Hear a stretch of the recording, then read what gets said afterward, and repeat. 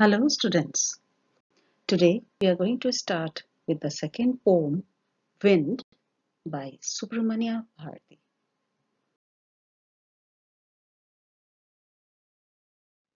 Before starting the explanation, let me give you a brief introduction to the poet Subramanya Bharati. He was a Tamil writer and poet, and he has written he was not only a poet, he was a journalist also, and during Indian independence time, he was an active participant in it. And the poem Wind was originally written in Tamil, which was translated.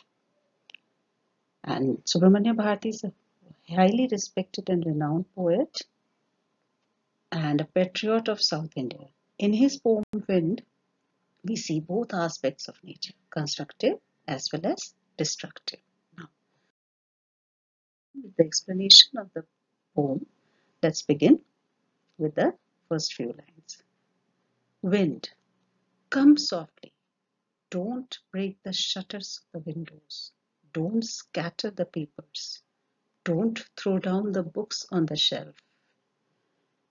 Now, in this poem, the poet has very beautifully expressed his ideas about both the destructive and constructive aspects of the wind. The wind is often satirical of weak man. Wind symbolizes the difficulties that are faced in life. When we have the endurance to bear the difficulties of life, we can overcome each challenge. But if we are weak and unstable, we succumb to the difficulties of life. Now, the first few lines in the poet is addressing the wind.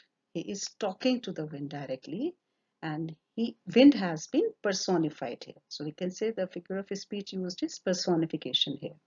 The poet asking the wind not to do destruction to his things. The poet asks winds to come softly and tells the wind to not break the shutters of windows. Poet also said the wind not to throw the books around as wind usually do. As you can see in the first four lines, the poet asking the wind not to throw down the books on the shelf. Now moving on with the fifth line, there. Look what you did. You threw them all down. You tore the pages of the books. You brought rain again. You are very clever at poking fun at weaklings. Frail, crumbling houses, crumbling doors, crumbling rafters, crumbling wood, crumbling bodies, crumbling lives, crumbling hearts. The wind god winnows and crushes them all. Now, the wind did not listen to the poet. Wind did the destruction. What destruction it did? It tore the pages of books of the poet, which were kept in his room. It brought the rain, and the poet is complaining about all these things to the wind. That, rain always is followed by the heavy winds. It destroyed the weak houses. The heavy winds followed by rain destroyed the weak houses. I would like to stress upon this word, weak houses, door and hearts. The wind god has crushed them all.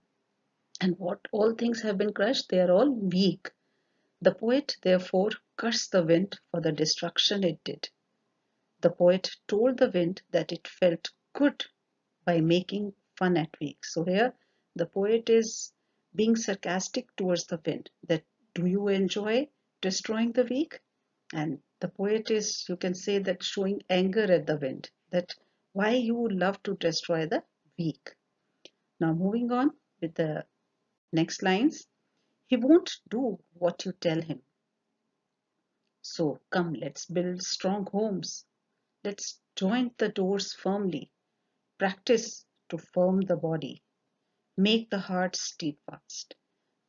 Do this, and the wind will be friends with us.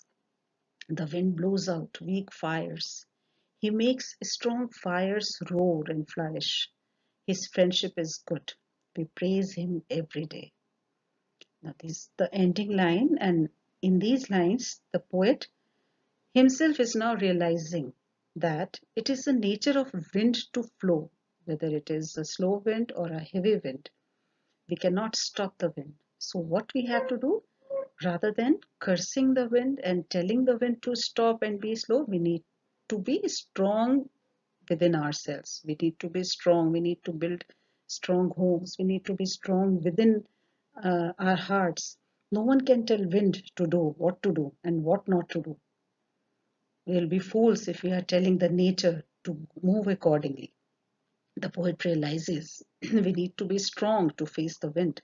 What we can do is to build strong homes, join doors and windows firmly, make ourselves strong, make our hearts strong. So here the poet is rather being complaining about the other things. He is telling us to be strong from within rather than complaining with the outside world. So we all know that wind is a natural phenomena, and the poet is talking to the wind, and the power of wind has been described. And the poem also gives us an important message that we should be mentally tough and physically strong in order to survive the hardships of life. A weak person breaks down like a weak building and crumbles. The poet is talking to the wind and he asks the wind to come softly. And when the wind is all powerful, all the books which were kept on the shelf fell down. So whenever there is a strong wind, all the things that are weak, like small plants, tiny children, etc., they all get scared.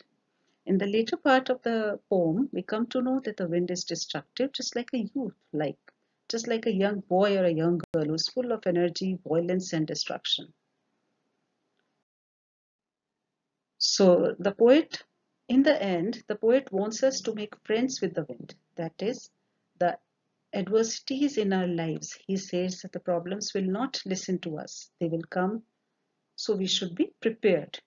And in that preparation, we should build strong homes and close the doors of our house firmly so that the wind or the problems, because here the wind is personified, that the problems cannot get into our houses.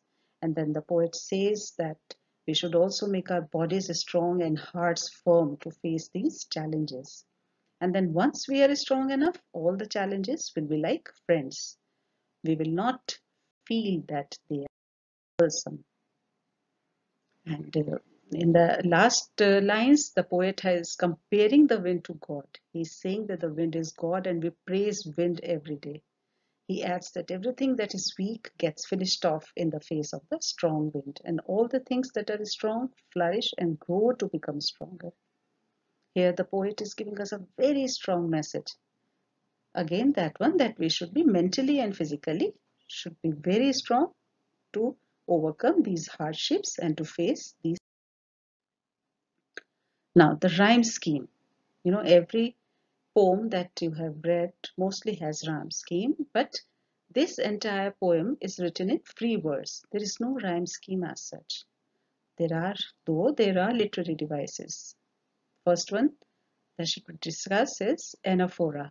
Anaphora, as I have discussed in the previous poem also, it is when the first word is repeated in multiple lines.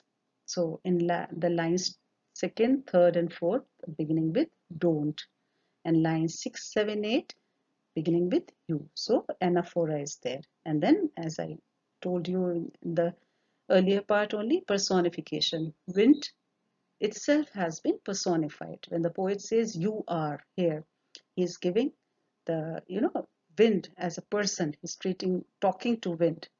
He is referring to wind as you. That means he is treating wind as a person, and that is why it is being personified. Repetition, third one is repetition.